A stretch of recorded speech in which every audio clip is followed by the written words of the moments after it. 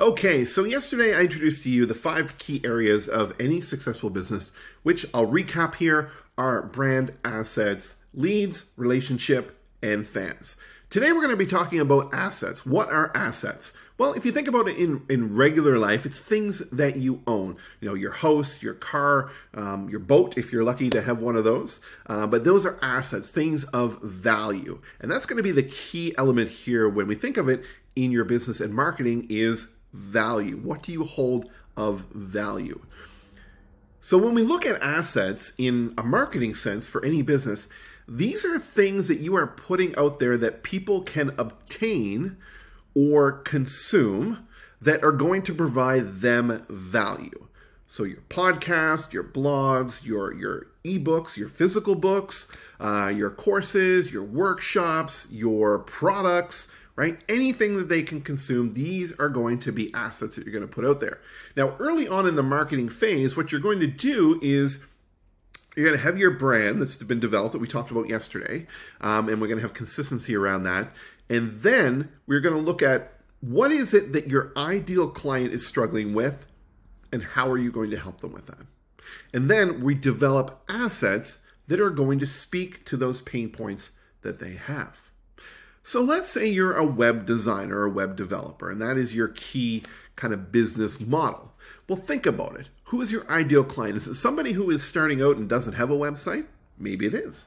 Or maybe it's somebody who has an existing website and they're not happy. Now that one, let's dig into that a bit deeper. What would be some of the challenges that they have? What are some of the things that they are feeling when it comes to that situation? Well, one, they're not happy. Okay, so you need to make them happy.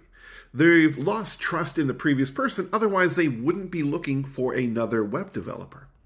Or maybe their website's out of date, right? There's a lot of new technology that's come along and they are just feeling that they're behind the 8 ball. So we're going to dive into that.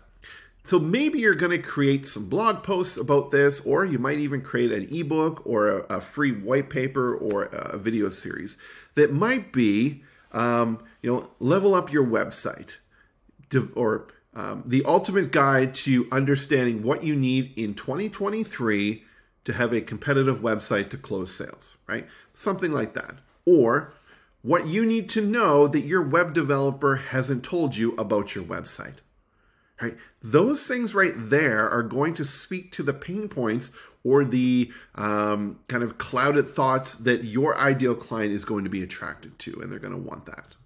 So you need to give great assets out to the world so that people can grab a hold of them and consume that. And what is that going to do? Well, it's going to do a couple things.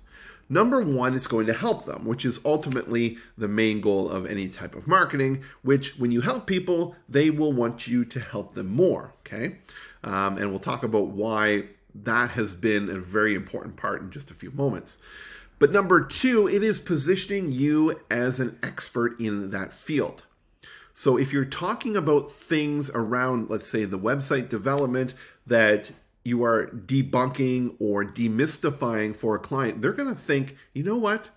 This guy knows what he's talking about, or this woman knows what she's talking about. I'm going to lean in. I'm going to listen a bit more. And I want to know if they can help me more.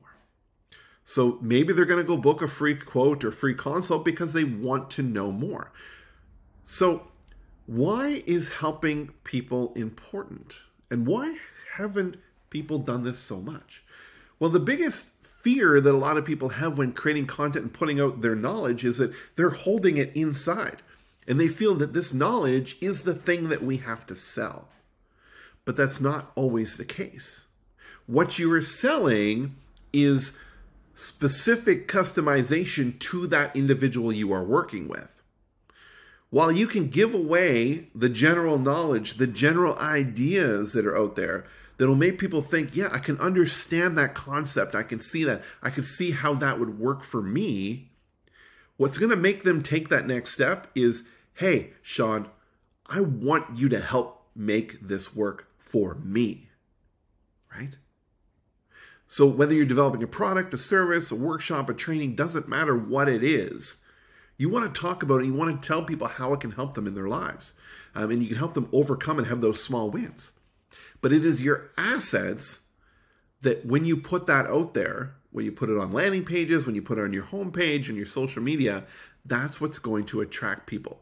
And who is it going to attract? It is going to attract your potential leads, which is going to be tomorrow's video, where we're going to talk more about number 3 in the big 5, which is leads, your potential customers, and how do you attract them.